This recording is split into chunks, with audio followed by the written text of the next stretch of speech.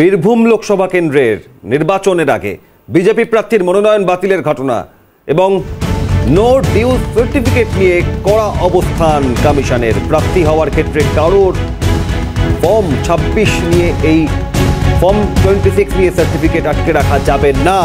বীরভূমে বিজেপি প্রার্থী প্রাক্তন আইপিএস দেবাশিস ধরের ছাড়পত্র মনোনয়নের তার পরিপ্রেক্ষিতে জটিলতা, তাতে কমিশনের কড়া পদক্ষেপ। বিস্তারিত খালেদ জামাল জানাবেন। খালেদ,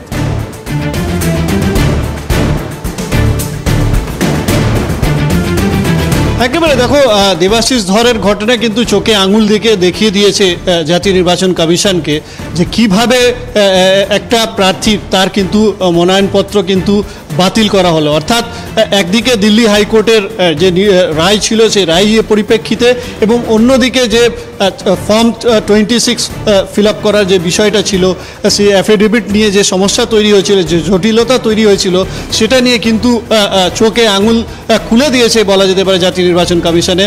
তার পরিপ্রেক্ষিতে জাতীয় নির্বাচন কমিশন কিন্তু এবারে স্পষ্ট নির্দেশ সমস্ত যারা মুখ্য সচিবরা রয়েছেন সমস্ত রাজ্যের, তাদেরকে কিন্তু স্পষ্ট একটা বার্তা পাঠিয়েছে, একটা স্পষ্ট নির্দেশ দিয়েছে যাতে নো ডিউজ কোনো প্রার্থীর যাতে আটকানো না হয়।